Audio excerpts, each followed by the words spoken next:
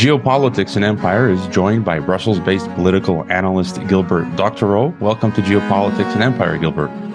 Thanks for the invitation. I've been enjoying your work for many years, and so it's a pleasure to finally speak with you. And here on Geopolitics and Empire, I like to get right to the heart of the matter and jump straight into the fray and examine the existential issues. And you've recently been writing about the coming existential threat. You discussed Russia revising their nuclear plans in light of fears Ukraine, or the US, via Ukraine, targets Crimea and heartland Russia. These plans foresee counter strikes against US military installations in Europe and in the continental US using hypersonic missiles. And you point out that a panelist on Russian TV calls for the threat of counterstrikes in Europe and the US to be made public and explicit so that no one is in doubt about what to expect from the Kremlin. You also wrote that, quote, the Russians are stripping away the fiction of a proxy war and revealing the co-belligerent status of the US and its NATO allies in preparation for a kinetic war with NATO. And your conclusion in your recent piece, freaking me out, you write, quote, back in 1937, there were Jews in Berlin who decided they could ride out the storm and stay put. There were others who took the first boats out to England, to the US, to South America. All of us in the Northern Hemisphere now may be facing the same existential choice, end quote. And, apart from what you've pointed out, I am seeing many similar signals, reports, and movements to back up what could, your possible vision of the future. And so could you give us your breakdown of the Ukraine war, and this East versus West proxy war, which is basically a World War III scenario? Could you tell us from your vantage point what's going on? First of all, there's a lot of mirror imagery here between what the Russians are doing and the United States are doing. In the United States, they don't see this. There is a condescension towards Russia, condescension towards most of the world. And they cannot, in Washington, they cannot simply take in the fact that the Russians could be playing them the same way that they think they're playing the Russians. What do I have in mind?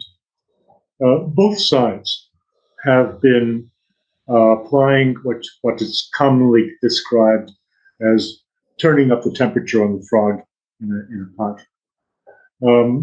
That is to say, both sides have been doing baby steps, incremental escalation of the sort that they're testing the red lines of the other side. And as for the United States, they don't quite see that the Russians are doing this. But I assure you they are. And what is behind it on both sides is a caution not to do something dramatic. The Russians have from the very start, for a variety of reasons, have avoided the American way of war, of shock and awe, devastating the enemy, and then proceeding to clean up. Of course, that shock and awe and easy cleanup was done in recent wars by the United States against third-rate military powers. Whether it's Iraq or any of the other smaller countries that the United States has devastated, and there have been many of them in the last 20 years, they were never peer-to-peer fights. What we see now, in the case of Russia and Ukraine, can be described as a peer-to-peer combat.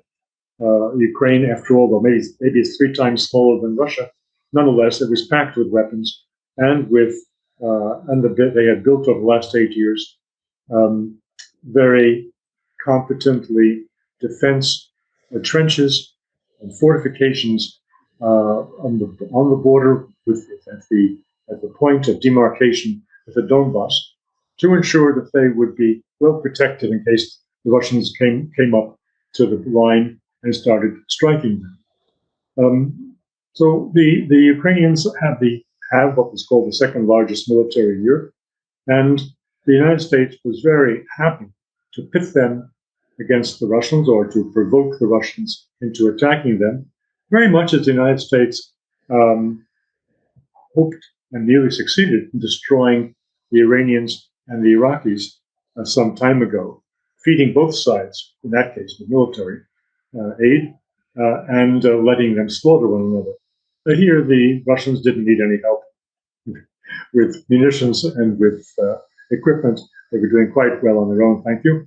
But the Ukrainians were being fed every imaginable kind of instruction and support and discipline by American and British, primarily, instructors over a period of 8 years.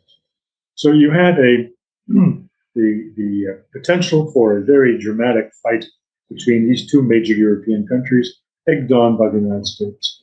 A quick shout out to our sponsors, which you can locate via the sponsor page on geopoliticsandempire.com, or whose links are included in every podcast description. I've tried privacy phones in the past, such as Silent Circle's Black Phone, which turned out to be a dud. The best and really only option so far is de-Googling your phone.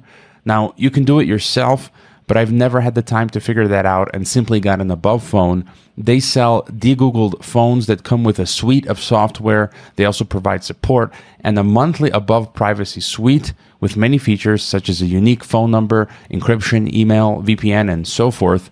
If you're looking for a private phone, check out Above Phone. Make sure to click on the Above Phone link on geopoliticsandempire.com or via the podcast description so that we can enjoy a commission. Also, check out the Nomos Time Bank at nomos.net, which you can download in Spanish or English to your Apple or Google or de-Googled phone. Nomos allows people in your community to exchange services using time as a currency rather than fiat money. This will be one great way to survive in the coming algorithm ghetto. If you need health insurance, you can talk to my friend James Guzman of the Borderless blog, podcast, and health insurance. He offers free consultations. Simply schedule a time with him over at borderlesshealthinsurance.com. Finally, you can donate directly to Geopolitics and Empire, consult with me, the host, or become a member to join private monthly member Zoom calls where we shoot the breeze discussing world events. It has been widely assumed that the existential nature of the war pertained to Russia. After all, this was stated by Vladimir Putin himself, that Russia will come up and will fight for its national interests when it feels challenged in an existential way, as the continuing arms deliveries to Ukraine had been changing the security situation of Russia. In de facto, Ukraine had, by the time of the outbreak of this war, achieved the equivalent of NATO status, NATO membership status, in terms of the military support it had been receiving. So, from the standpoint of Moscow, the need was there to turn back the American and NATO support for Ukraine, to move back, to push back the American and NATO presence at its borders, and to stymie the plans, which the Russians were well aware about, to install in Ukraine missile systems which could conceivably reach Moscow in 7-8 minutes, and left no decision time for the leaders in the Kremlin to take action, essentially giving the United States and through Ukraine a first strike capability on Russia. So we know that from the Russian side, this was from the very beginning and before the beginning of this, going back to the discussions which Russia held with the United States and with NATO in December of 2021, it was described as an existential threat. It has been assumed by most everyone that for the United States, this was a conflict that was optional, a conflict which would be played out by proxy, by cat's paw, the Ukraine being the cat's paw, and that at any time the United States could walk away from it. I have been reading some very interesting commentary by a French historian the last few days, which forces me, and I hope that will persuade you and listeners to this program, that the war is existential for the United States as well. And it's precisely for that reason that this conflict is so dangerous and runs the risk of escalating into a nuclear exchange. The other fact that should be brought in as we try to size up what the conflict is and how it differs from what conflicts we've had in the past between, well, it used to be said superpowers. From the 1990s, Russia was no longer a superpower, but Russia has remained a preeminent nuclear power, which is highly relevant to our considerations of will we survive or not this current conflict. There have been, since the start of the Cold War, a whole series of proxy wars. Everyone knows this is called a proxy war, but people have short memories.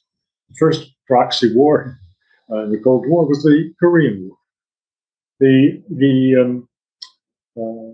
war in Vietnam was a proxy war between the superpowers. In some ways, the both sides came as close to being co-belligerents in that war as we see today, with NATO supposedly holding back and not crossing red lines that would make it a co-belligerent. But that's all how you want to read those red lines and how you want to understand the promises that the West has been giving to Ukraine. Well, it just as a slight side remark, the Russians freely admit that in the Vietnam War they had pilots and jets fighting on the Vietnam side. They had Navy fighting on the Vietnam side. So if we look at what the United States and NATO are doing today in Ukraine, it is not greatly different from proxy wars that took place, including the Vietnam War. If you look at the wars in Afghanistan, the war in Iraq, the war in Libya, the war in Syria, these all were described as proxy wars. So what's different now, and why should we be alarmed? The difference is that all of those preceding proxy wars in Cold War I and in Cold War II were taking place in third countries. The present proxy war is taking place on the territory of the Russian Federation. Now, there are some people who dispute that, but from the Russian standpoint, from the standpoint of Russian law, Crimea, the two Donbass republics, now regions of the Russian Federation, Zaporozhye and Kherson oblasts. These territories, formerly part of Ukraine, are now under Russian law parts of the Russian Federation. And that is where the fighting is going on. So from the standpoint of the Russians, this is home territory, and it is very dramatic. All of that complicates the finding of a resolution. Now, there are many people on the sidelines who are here in the West, in particular, who are saying, we should push for peace. The United States and NATO are looking for a long war to weaken the Russians. This has been said explicitly by Austin, the head of the Pentagon, the Ministry of Defense in the United States, and it is assumed to be so. But on closer inspection, things get more complicated. The Russians are also interested in a long war. Now, they don't say that, but when you look at their behavior, they are crushing, grinding into dust the Ukrainian military forces. Whether it's 150,000 Ukrainians killed, a little bit fewer, or a little bit more, basically the fighting forces of Ukraine are being destroyed. Ukraine is being demilitarized, which was stated as the objective of Mr. Putin from the outset, while we stand and watch. The border is slowly moving westward. There were two departures from this general rule that we all know about. Back in September, but earlier, the Russians lost the very thinly guarded and protected Kharkov and then Kherson regions, which were overrun by Ukrainian forces and took them back. That was a temporary defeat or seeming defeat for the Russians. But today, the Russians are moving inch by inch forward in the Donbass with the prospect of, in a certain period of time, whether it's weeks or months, retaking or taking the entire Donbass region. Now, what do I mean by taking? The Russians held referendum in the Donbass. This goes back to last September, at a time when Russia and the forces allied to Russia, the local militias in these two oblasts, they're called provinces of Ukraine, only held about half of each. The rest was held on the other side of the line of demarcation by Ukrainian forces. There was a brief period of time in 2014 when pro-Russian forces, local militias in Donbass, in Donetsk Republic, went to the middle of the republic and held an area for 85 days that became famous in the same way that, remember, the Alamo is famous in the United States, that is Slavyansk. The Russians are moving in that direction to recapture Slavyansk and to move, and since it is a critical central point in the Donetsk Oblast, capture of that would inevitably bring them to control of the whole Donbass. They're moving that. This sort of brings me to another question, and you referenced Emmanuel Todd, the French historian and thinker, whose interviews I've also been watching, and I think he's correct, and you are correct. And you also mentioned in a piece you wrote related to, I think it's important what you point out, to be listening to Russian media and sources to see how they are thinking. And you mentioned a high-level talk show moderated by Vyacheslav Nikonov, grandson of the communist leader Molotov, where he states that he gives no weight to Biden and the Biden administration as leaders, and the strings are being pulled by the deep state, which absolutely requires that the U.S. be at war, and that they have no wish to see an early end to the conflict. And this has been my view as an American and as a European citizen. I view that Washington historically has been very aggressive, and that they not only want to prolong conflict, but actually there are maybe some crazies in Brussels or Washington that would provoke Russia into initiating World War III proper. At the same time, I would agree with you that on the Russian side, they also want to prolong the war for various reasons that are, usual to governments, to bolster their economy, to distract from errors. But you also mentioned the Scott Ritters and Douglas McGregors of this world. I've had Scott Ritter on this program maybe 2 years ago, and even back then, before this war started, he said we were still under the Biden administration, under the nuclear specter. And the Scott Ritters and McGregors speak as if the war is just about over and the Ukrainian capitulation may be expected in a couple of weeks. But this is sort of what you were getting at. Where do you see things going from here? Will this war just drag on for years, become a sort of a Yugoslavia? Will the eastern part of Ukraine become sort of like the Korean demilitarized zone, or will someone keep pushing until we cross some nuclear red line? Well, before I answer your very specific questions, I'd like to deal with something that was at the very start of your remarks now, and to say explicitly where the strengths of my analysis are and where I do not pretend to have expertise. In criticizing McGregor and Scott Ritter, I didn't mean to be disrespectful. I make no claims to military expertise.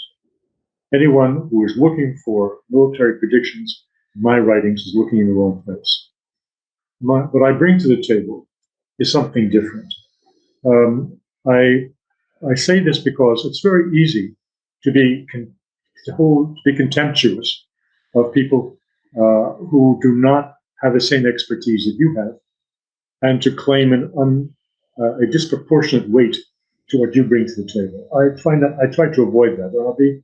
And I also, when I give interviews, I only give interviews to answer questions where I feel I have a unique contribution to make, a unique expertise. And from where do I derive this unique contribution? I am a fluent Russian speaker. I follow the Russian media very closely daily, and I catch things on the fly. People say, "Oh, where's the link to what you're saying?" And this happened today. Someone asked me, "Please," and I'll have it translated on Google. And I say, "My friend, I'm listening to Russia 24, which is a news program, and they do not have video clips. And there's nothing that you can take down and translate. I catch it on the fly, and you have to take my word for it. That's what I heard." Another aspect of the same question is, what am I pretending to do? I am not a Putin stooge.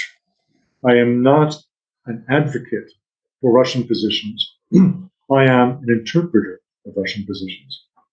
The thing that's missing, and it's woeful, it's tragic, because of the race to shut down Russian sources of information and to control completely European and American audiences, so if they only have available the Washington narrative. That has been very successful, but it's also extremely dangerous, because not only the general American audience, but even the people at the top don't know what the other side is saying. In the last few days, I've been in a very useful, very interesting exchange of emails with a lieutenant colonel from the United States, who is obviously working in a think tank and following the daily military action on the ground. But he doesn't know Russian, and he doesn't have a clue to what the other side is thinking or planning. That is a terrible lack of information. And I try at my best to fill this void. So I watch programs which I know are authoritative and which I know are setting out the thinking of Russian political, business, and social elites, and even cultural elites, because some people who represent the creative classes in Russia, artistic classes, also are invited to these talk shows. And this is important because, again, very simplified, Russia has 146 million people. It has a very centralized government. It always has for the last 500 years, for obvious reasons. What I learned when I was an undergraduate in psychology courses, that a cat has a cat's character because it has a cat's body. And so it is with Russia. Russia has its national character and its high centralization of government because it has the body it has, the world's largest country, which would fall apart if it didn't have strong central leadership. So we can talk politics and democracy and decentralization, all of these things. But I'd say, coming back to what Russia is, it is what it is for specific, concrete reasons that one can point to, and not to individuals. Now, the contribution I'm making, as I said, is to set out the thinking of these elites, because they establish the limitations on what a man like Mr. Putin can do. Well, the statesman likes to speak about this authoritarian government. It takes me back to what used to be said about the Soviet Union and the totalitarian government, which was fine if you were sitting in Cambridge, Massachusetts, and sitting in your little study hall and thinking over a cup of coffee of how this totalitarianism should work. It looked very different when you spent time on the ground in Moscow, as I did, and you looked at the infighting between, at least there in the 1980s and 1990s, 1970s, the fighting that went on between ministries, within ministries. It was anything but a perfect top-down run state. And so it is today. Mr. Putin is a politician, and a politician works within certain parameters. But what is accepted by the people who support him? And that is partly the people on the street, but it's more directly the people who are all around him in the Kremlin and in political circles in Moscow. And these are the ones who are the talking heads on these shows. They are academics. They are deans in Moscow University or in think tanks. They are members of the Duma. They are members of the upper house of the Russian legislature. They are responsible people. They are not fools. And Mr. Nikonov is a case in point. There are very few fools at that level in Russian society, just as there are relatively few fools, people may question this, at a similar level in Washington, D.C. The problem lies elsewhere, in values and in comprehension, but not in the IQ measures. You mentioned the authoritarianism, and I have to keep pointing out myself again as a Croatian American that we're seeing in the West now totalitarianism, come to fruition. People like myself and others, we're having our financial accounts shut off. I'm banned from PayPal just for having conversations like this. Where's the liberty and the democracy? German journalist Alina Lipp had her bank account frozen, as well as her parents' bank accounts, who have nothing to do with anything. And in the few minutes that we have left, any thoughts on that, or any other points that you wanted to bring home? Well, I am a Russia specialist, and I've been in this business since 1965, since I was still an undergraduate in the Navy. I traveled to the Soviet Union. My first trip there wasn't back in 1965, 1966. I traveled extensively to Russia between 1975 and 1980. That is the period of Leonid Brezhnev. That was the high and or low point of Soviet government. I understood very well what it meant to be living in a authoritarian, if not totalitarian state. It was very unpleasant. Well, you had to be very careful what you said and with whom. You had to be very careful whether the people at the next table in the restaurant weren't looking at you too closely and listening too closely. For me, the most depressing thing about the last 20 years is to find that everything that I disliked and that I found so awful about the Soviet Union has now moved to the United States. The United States has not gone all the way, no, of course not. And you are fortunate in a way to have had such limited deprivation of income compared to what was experienced by a close colleague in Canada, a retired Canadian diplomat who spent time in the Canadian Embassy in Moscow, and who has had a very influential blog. He was visited by the Canadian intelligence services.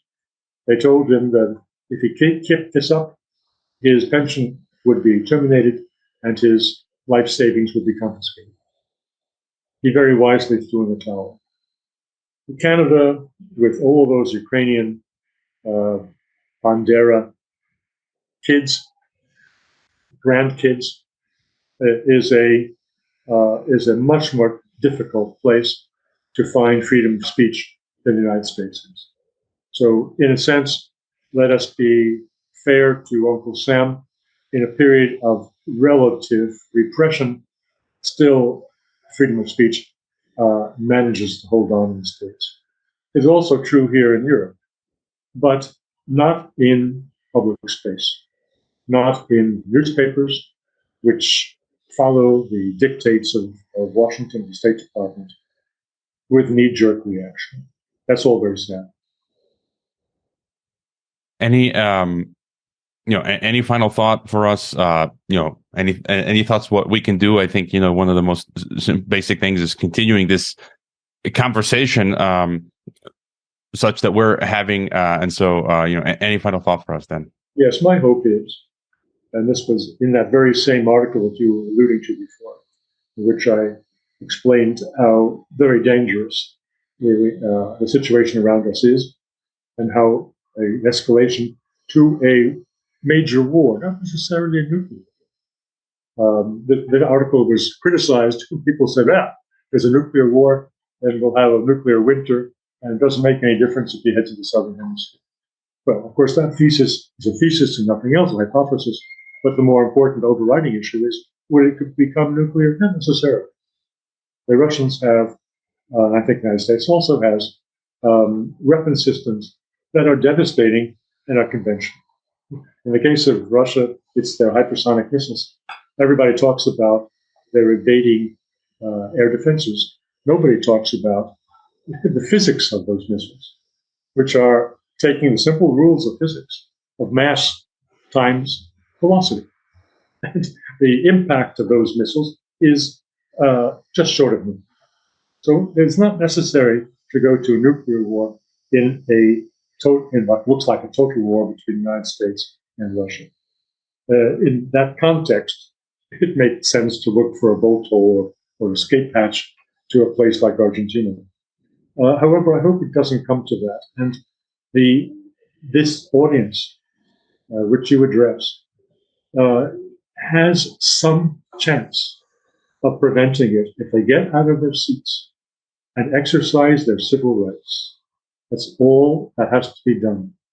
I'm very happy to say that even in Germany, which is not known for courage, particularly in the political domain, there will be on the 25th of February a demonstration at the Brandenburg Gates calling upon Olaf Scholz to stop sending tanks and to start negotiating a peace settlement with the Russians and the Ukrainians.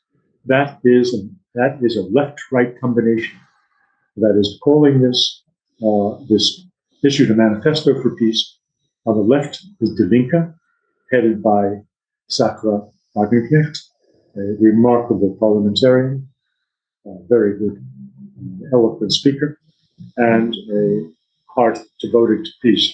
On the right, what we call in American newspapers the extreme right, you have the alternative for Germany, Alternative for Deutschland, who are vilified in mainstream media, but who are expressing some very common sense measures to save Europe and to save themselves by reverting to a song that dates from the early 1950s, "Go home, go home, Americans."